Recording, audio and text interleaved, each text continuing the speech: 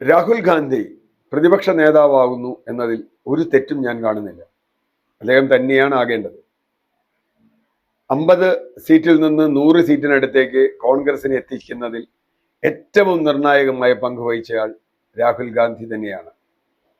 ഇന്നൊരു കണക്ക് വന്നിട്ടുള്ളത്, അദ്ദേഹം സഞ്ചരിച്ച ന്യായയാത്രയിൽ സഞ്ചരിച്ച 71 മണ്ഡലങ്ങളിൽ 41ലും ഇന്ത്യ മുന്നണി വിജയിച്ചിരിക്കുന്നു എന്നാണ്. ഇതൊരു ചെറിയ കാര്യമല്ല. ഇതൊക്കെ ഊഷര ഭൂമിയിലൂടെയാണ് അദ്ദേഹം സഞ്ചരിച്ചതെന്ന് ആലോചിക്കുക. ആസാം മുതൽ മണിപ്പൂർ മുതൽ ആസാം കടന്ന് ഉത്തർപ്രദേശും ജാർഖണ്ഡും കടന്ന് മഹാരാഷ്ട്രയും രാജസ്ഥാനും വരെ ഉള്ള ഭൂമി ഇന്ത്യ മുന്നണിക്കുണ്ടായ നേട്ടത്തിന് ഒരു സംശയവുമില്ല. ഒന്നാമത്തെ കാരണം രാഹുൽ ഗാന്ധിയുടെ ഭാരത് ജോഡോ യാത്ര തന്നെയാണ്. മാത്രവുമല്ല, ആ യാത്രയിൽ അദ്ദേഹം ഉയർത്തിയ വിഷയങ്ങൾ, മോഡി പലപ്പോഴും വർഗീയതയുടെ വഴിയിലേക്ക് തൻ്റെ രാഷ്ട്രീയത്തെ കൊണ്ടുവരാൻ ശ്രമിക്കുമ്പോൾ, മുസ്ലിങ്ങൾക്ക് കൊടുക്കാൻ പോകുന്നു എന്നൊക്കെ പറയുമ്പോൾ അതിനെ ഒന്നും ഗവനിക്കാതെ ജനങ്ങളുടെ ജീവിത പ്രശ്നങ്ങൾ ഒന്നൊന്നായി ഉന്നയിച്ചുകൊണ്ടാണ്, തൊഴിലില്ലായ്മയാണെങ്കിലും വിലക്കയറ്റമാണെങ്കിലും കർഷക പ്രതിസന്ധിയാണെങ്കിലും അഗ്നിവീർ പദ്ധതിയുടെ പ്രശ്നങ്ങളാണെങ്കിലും ജാതി സംവരണമാണെങ്കിലും പോസിറ്റീവായ വിഷയങ്ങൾ ഉന്നയിച്ചുകൊണ്ടും നിരവധി ചോദ്യങ്ങൾ ചോദിച്ചുകൊണ്ടും 100-ലേറെ ചോദ്യങ്ങൾ മോഡിയോട് ചോദിച്ചിട്ടുണ്ട്. ഇന്ത്യയുടെ ഭാവിയെ ബാധിക്കുന്നു ഈ ചോദ്യങ്ങൾ ചോദിച്ച ഒരാൾ തന്നെയായിരിക്കണം പാർലമെന്റിൽ മോദിയോട് നേരിട്ട് വിരൽ ചൂണ്ടി ചോദ്യങ്ങൾ ചോദിക്കേണ്ടത്. അങ്ങനെ ചോദിക്കുമ്പോൾ സംഭവിക്കുന്നത് പ്രതിപക്ഷം വളരെ ശക്തമാണ് എന്നതാണ്. മോഡിയുടെ കഴിഞ്ഞ 2 ടേമിൽ, പ്രത്യേകിച്ചും 2ാം മോഡി സർക്കാരിന്റെ കാലത്ത് പ്രതിപക്ഷം വളരെ ദുർബലമായിരുന്നു. 1ാം മോഡി സർക്കാരിന്റെ കാലത്തും അത്ര ശക്തമായിരുന്നില്ലെങ്കിലും 2 വളരെ ദുർബലമായിരുന്നു. അതുകൊണ്ട് തന്നെ എന്തും ചെയ്യാൻ കഴിയുന്ന ഒരു അവസ്ഥയുണ്ടായിരുന്നു. ഇത്തവണ മോഡി സർക്കാർ തന്നെ ദുർബലമാണ്, അവിടെ തന്നെ ആട്ടങ്ങളുണ്ട്. അതേ ഒപ്പം പ്രതിപക്ഷം വളരെ ശക്തമാണ്.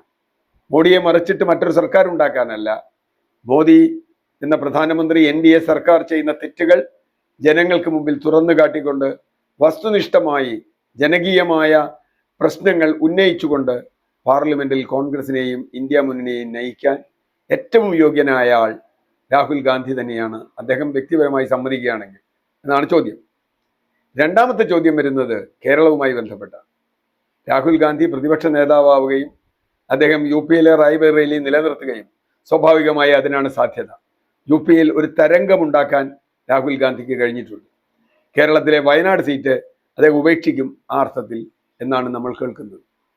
വയനാട്ടിൽ ഒരുപക്ഷെ ഏത് കോൺഗ്രസ് സ്ഥാനാർത്ഥി നിന്നാലും ജയിക്കാൻ കഴിയുന്ന ഒരു സാഹചര്യം ഇപ്പോഴും ഉണ്ട് രാഷ്ട്രീയമായി. അതവിടെ നിൽക്കട്ടെ. അതുകൊണ്ട് തന്നെ വയനാട് വളരെ സേഫാണ്. രാഹുൽ ഗാന്ധി മാറിയാൽ റായ്ബറേലി സേഫ് ആകുമോ എന്ന് നമുക്ക് പറയാൻ പറ്റില്ല. ഏതായാലും ഇപ്പോഴത്തെ ഒരു സാഹചര്യത്തിൽ അങ്ങനെയാണ്. അപ്പോൾ സ്വാഭാവികമായും വയനാടാണ് വിടാൻ സാധ്യതയുള്ള സ്ഥാനം. അങ്ങനെ വിട്ടാൽ ആരായിരിക്കും വയനാട്ടിലെ സ്ഥാനാർത്ഥി? K. മുരളീധരന്റെ പേര് വരെ ഇതിനിടയ്ക്ക് പലരും പറയുന്നത് കേട്ടു. തൃശ്ശൂരിൽ തോറ്റ മുരളീധരനെ അവിടെ നിർത്തണം എന്നൊക്കെ പറയുന്നത് കേട്ടു.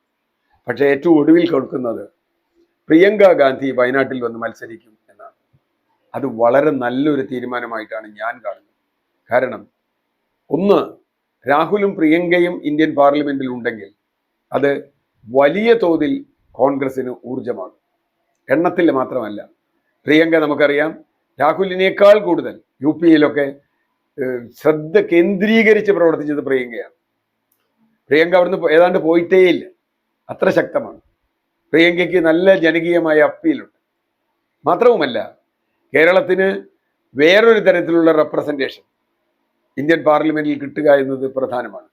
പ്രിയങ്ക കേരളത്തിൽ മത്സരിക്കുമ്പോൾ പ്രിയങ്കയ്ക്ക് ഒരുപക്ഷെ രാഹുലിനേക്കാൾ കൂടുതൽ തൻ്റെ മണ്ഡലത്തിൽ കൂടുതൽ വരാൻ കഴിഞ്ഞേക്കും.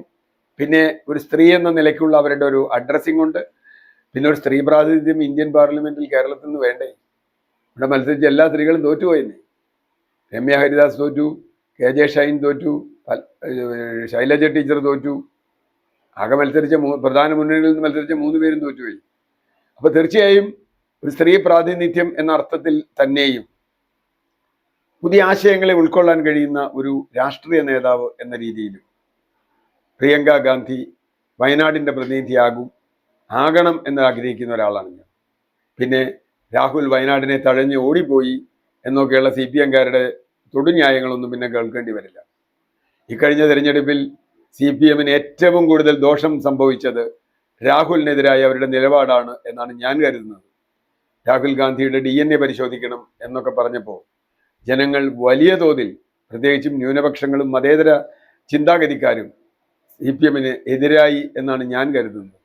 അതുകൊണ്ട് പ്രിയങ്ക ഗാന്ധി വരികയാണെങ്കിൽ അത് നല്ലതാണ്. കേരളത്തിനും വയനാടിനും അത് അഖിലേന്ത്യാ തലത്തിൽ കിട്ടുന്ന ഒരു മൈലേജ് വളരെ കൂടുതലായി.